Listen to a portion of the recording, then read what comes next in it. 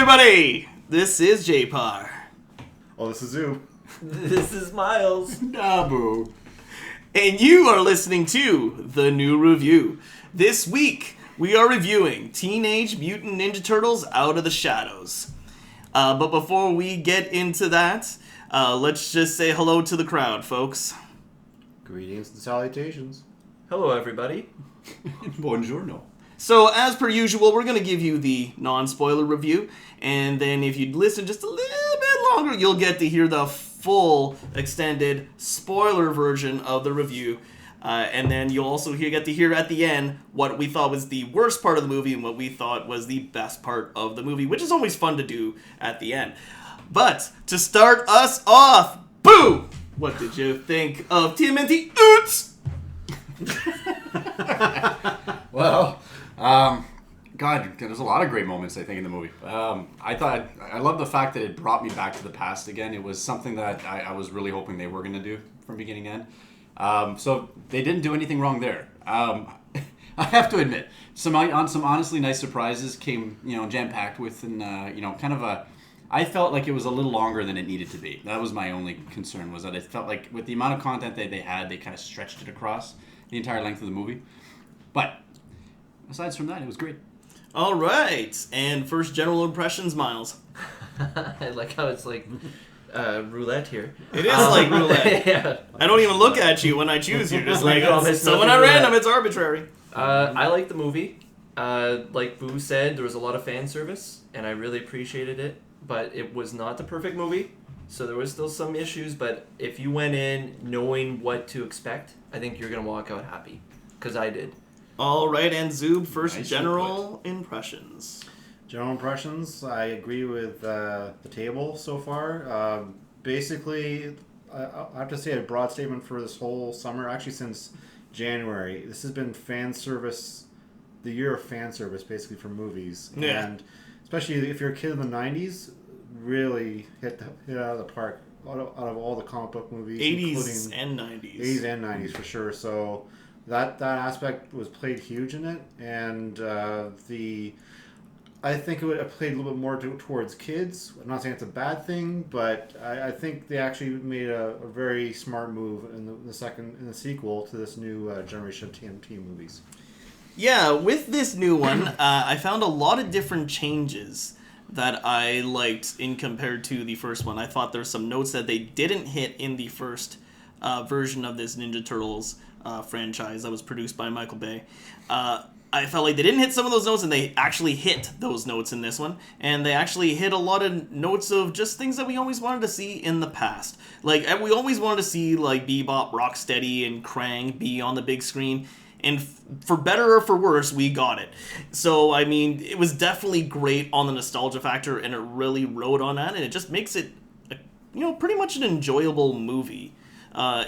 It's not the greatest movie. It still has its cornball moments, and it is geared a little to kids, but it's fun. Mm-hmm.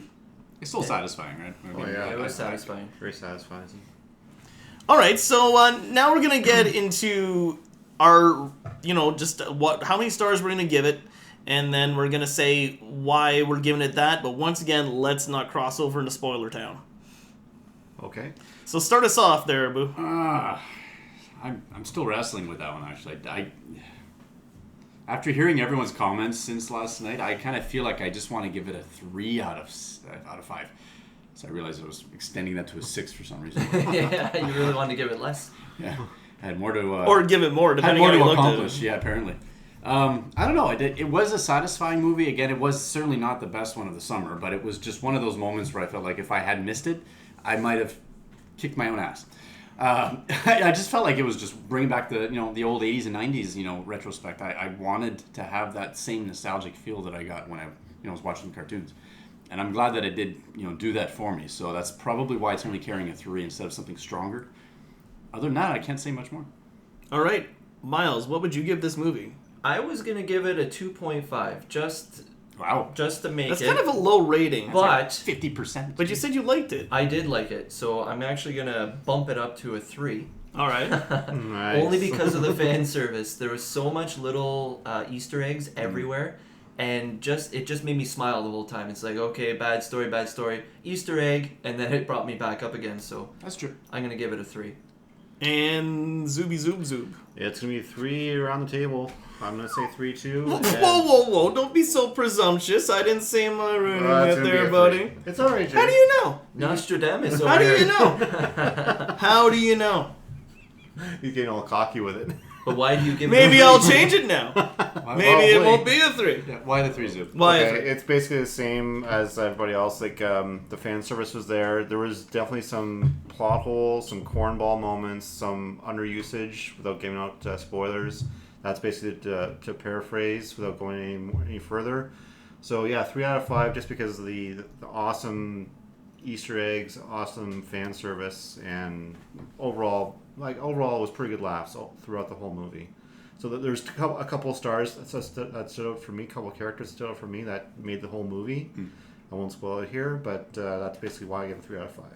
Okay, and all right, Nostradamus, you got me. I'm giving it a 3. I was gonna give it a 3.5, but I thought that's actually too strong because I was thinking I gave X-Men Apocalypse a 4, and 4 is like considered a really, really good movie in my books. Yeah. So I mean, it's not that close to being a good movie. It is a 3. This is a movie I probably will maybe watch 1 or 2 more times. I'll have my fun with it, and then that's about it. You know what I mean? It is fun though. I probably would have given the first one of this a 3 as well. There is some high points and low points. Although, somehow I feel this one's a little bit better than the first one. Don't know why I'd give it the same rating, but anyways, I just feel like the low points and high points are kind of there to make it, to kind of even it out, to make them both a 3. I can't justify my own reasoning, however. Well, I try to justify my reasoning by how I would rate the other versions of this, or other movies. For instance, I've rated Batman versus Superman, and you all know that I've bashed that one pretty good, but...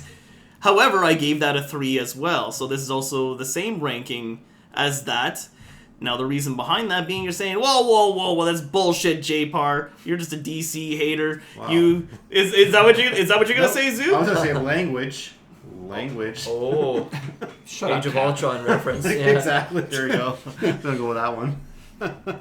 I'm not going to go into. Yeah, but I understand why you're saying Batman vs Superman was that score. I totally understand. Hopefully, the Ultimate Edition will maybe shed some more light and actually be Anyway, like a Batman versus Back to we'll back get to that Turtles. I was just saying that the reason I Rolling. give it this is because it's lost my train of thought. Well, you have to look at all the movies we've seen before. I this expect year more. alone. I Yeah. expect more out of Batman versus Superman. I don't expect that much out of Ninja Turtles. That's They've fair. kind of gotten to this point in these Ninja Turtle movies where you are just going and you could expect like the cartoon series kind of thing. And like, I mean, if you've got a little bit better than the cartoon series, then hey, you got your money's worth out of this. Well, I think since they mentioned the inclusion of those characters like Bebop, Rocksteady, and Krang, everyone was looking forward to that and saying, okay, this is going to be a throwback to the 80s and 90s.